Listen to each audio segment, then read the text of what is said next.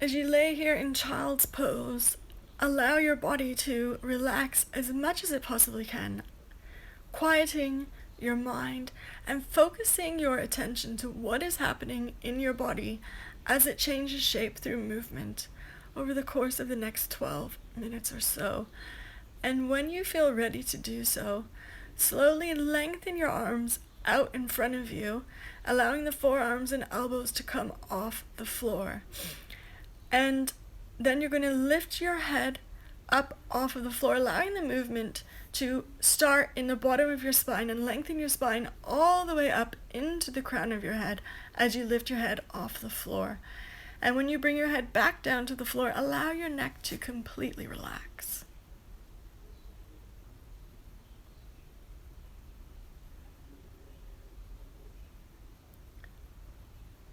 And when you feel ready to do so, come up into all fours.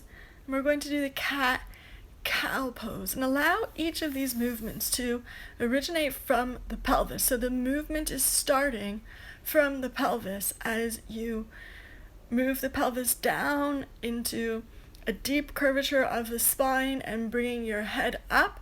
And then allow the pelvis to round. So you have a nice curve. So you look like a cat. And allow your neck to completely relax. And do this one more time.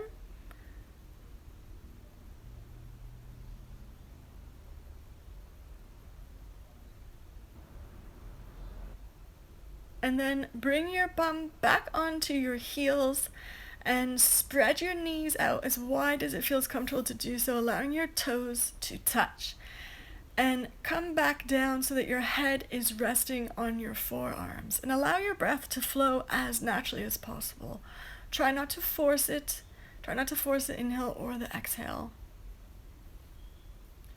And spread your arms out in front of you so that your forearms are still on the floor. And allow the movement to originate from the bottom of the spine as you lengthen the spine to lift your head up off the floor. And then relax your head back down, relax your neck completely as your forehead touches the floor. And when you feel ready to do so, lengthen your arms so that your elbows and your forearms come off the floor. And come back up into sort of like a seated position. And here we're going to be paying attention to the lower back. And again, allowing that movement to originate from the pelvis. And you're going to be doing the same movement you were doing in the cat-cow pose before, but now you're doing it in a different position. And this position is so fruitful for if you have any tension in your lower back. It just helps to release that tension in your lower back. It's a really excellent pose to be doing if you're pregnant as well.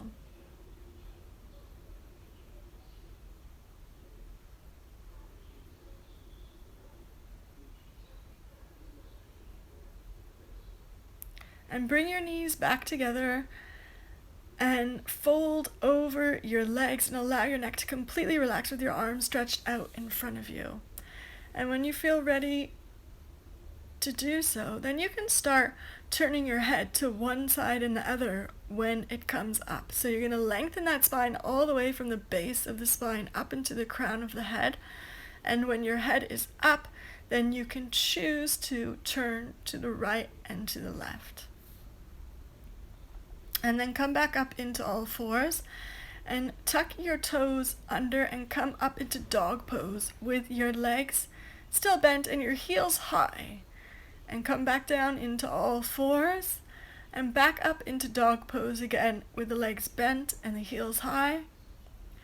And back down again into all fours and come back up into dog's pose, and this time allow your legs to completely straighten and your heels to come down to the floor as close as possible. And then step through to a seated position, and today we're going to go right onto our back. So have your knees facing the ceiling, feet flat on the floor, and what we're going to be doing next is again originating the movement from the pelvis. And basically doing the exact same cat-cow stretch, but without moving the rest of the back. So you're really just focusing on the lower back as you tilt your pelvis forward and backward. So you're going to be allowing the deep curvature of the spine to go as deep as possible into a curve, and then you're going to be flattening the spine right down against the floor. And when you feel ready to do so, lift both of your arms up over your head and do it as slowly as possible. So you're really paying attention to what is happening, to the feeling in your shoulder joints as you lift your arms up and as you bring your arms back down. This can be a really great movement for releasing any tension that you have in the shoulder joints. And it's all about paying as much attention as you can to what is happening in that area as you lift your arms up and over your head and then back down alongside you.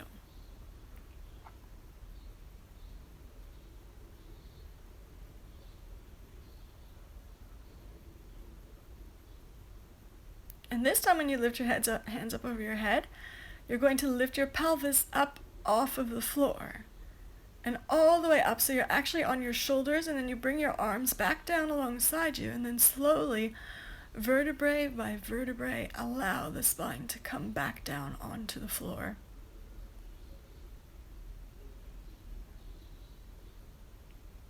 Then raise your arms up over your head and allow them to rest on the floor. And then slowly peel your pelvis off of the floor, tighten the buttocks, plant your feet firmly into the floor, and you're up on your shoulders. And then slowly come back down vertebrae by vertebrae, and then slowly bring your arms back down alongside you. And lift your arms up over the head, again resting them on the floor. And slowly bring your pelvis up off the floor, and as you do that, bring your arms back down at the same time. So now you're doing alternating movements between bringing your pelvis up and bringing your arms up over your head and back down alongside you. And do it as slowly as possible. Really paying attention to what is happening in your spine, what is happening in your shoulders, what is happening in your lower back.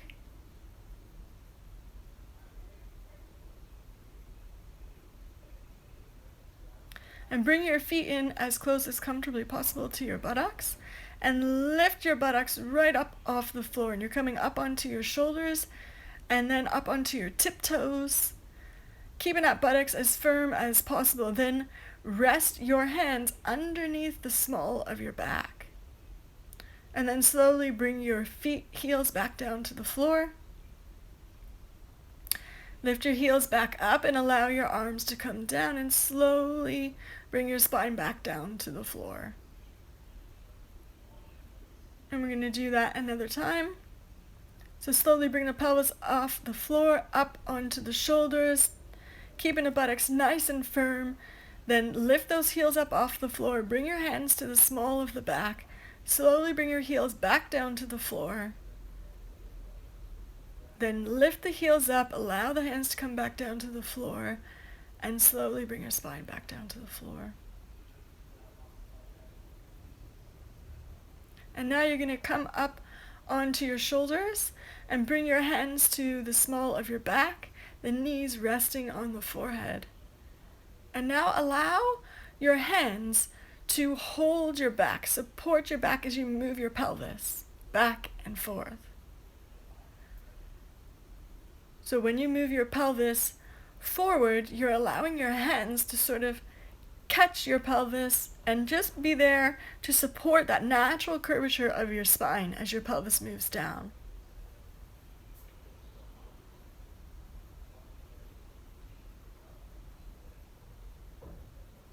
And if you need to adjust, readjust so that you're really on top of your shoulders for the shoulder stand. Support your back, support your neck.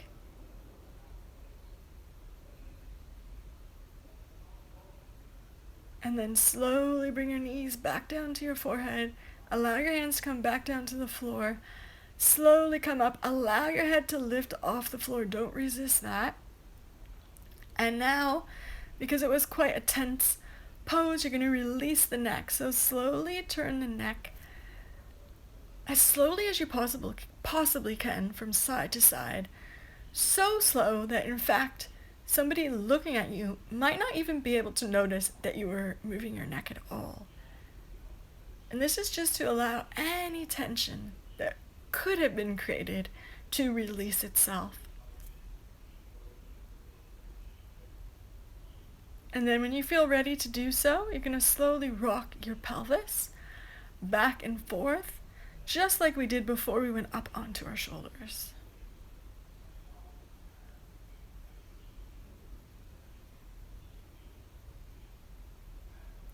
And again, do this as slowly as possible. As you can see, it's really hard to see that my pelvis is moving at all. Really make it a fruitful, juicy movement so you're actually feeling every single bit of the movement as you move your pelvis back and forth.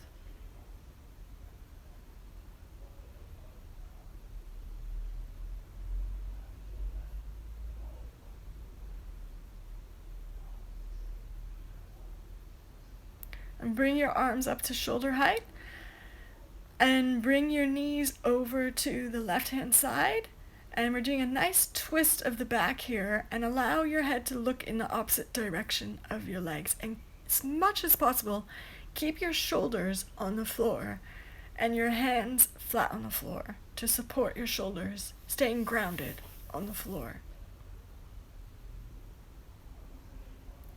And again, remembering to allow your breath to move as freely as possible during these movements. Then come back to the center, and you're going to do a nice twist to the other side now, knees going to the right side, head looking to the left, shoulders grounded, hands grounded.